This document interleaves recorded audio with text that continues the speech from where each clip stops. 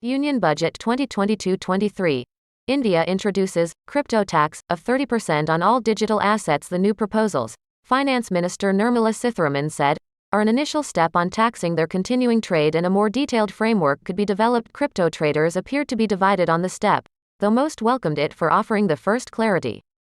Gains from trading in cryptocurrencies and related assets like non-fungible tokens, NFTs, will be taxed at a flat 30%, and 1% of tax will be deducted at source, TDS, when any such transactions take place, Union Finance Minister Nirmala Sitharaman said during her budget speech on Tuesday. The announcement marks a decisive direction on such trades after years when buying or selling cryptocurrencies like Bitcoin or Ether were entirely unregulated, with even a definition for how the government saw them lacking. The new proposals, Sitharaman said, are an initial step on taxing their continuing trade, and a more detailed framework could be developed. Consultation process is on. After that, we get back on regulatory framework of some kind. Profit-making transaction is happening, so I'm taxing, she said, while speaking to the media after her speech in Parliament. Technically, the government will now consider these virtual digital assets. In the speech, she said, there has been a phenomenal increase in transactions in virtual digital assets. The magnitude and frequency of these transactions have made it imperative to provide for a specific tax regime. At the briefing, the finance minister made it clear that these assets cannot function as currencies. Every individual cannot be minting currency. Is it not illicit? When illicit currency is coming in this country, don't we catch then? So currency cannot be issued by everybody. It has to be driven by the central bank of the country.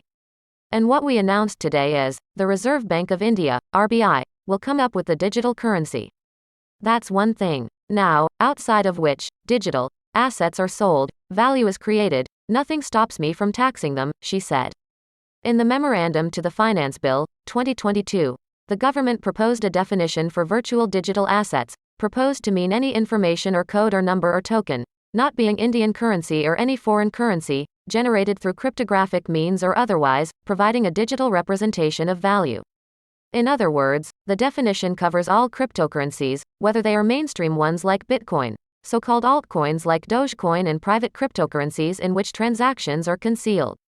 Non-fungible token and any other token of similar nature are included in the definition, the memorandum document added. The 1% TDS rule will help the government track each crypto transaction.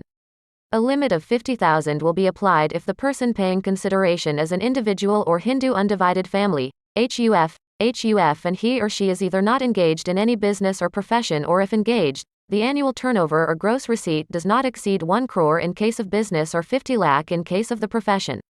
Further, on short-term capital gains or business income from the transfer of cryptocurrencies, applicable surcharges rates are 10 to 37% will apply. On long-term capital gains from the transfer of cryptocurrencies, the surcharges rates will not exceed 15%. Further, in her budget speech, the finance minister proposed that gifting of virtual digital assets would be taxed in the hands of the recipient. Crypto traders appeared to be divided on the step, though most welcomed it for offering the first clarity. India is finally on the path to legitimizing the crypto sector in India, Nishal Shetty, founder and chief executive of crypto exchange Wazirex, said, according to news agency PTI. Rashad Manekia, founder and MD of Kairos Capital, said the taxation, along with the introduction of an Indian CBDC, central bank digital currency, in 2022 gives a much clearer idea about the way forward for the blockchain ecosystem in India and how the government is thinking about this space. CBDC refers to the digital rupee that the union government allowed setting up. This, unlike cryptocurrencies that are decentralized, will be regulated by the Reserve Bank of India. According to PTI estimates, crypto exchanges raised over $638 million last year from venture capital investors as investors made a beeline, despite the lack of regulatory clarity on the matter.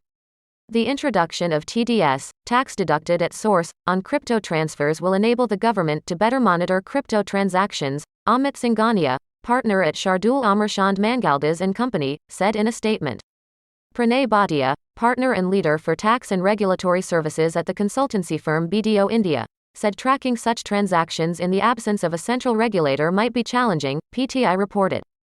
Bitcoin rewards app GoSat's co-founder and chief executive Roshan Aslam said, while we eagerly wait for the crypto bill, we expect positive and well-thought regulations going ahead, which are strongly needed for consumer protection.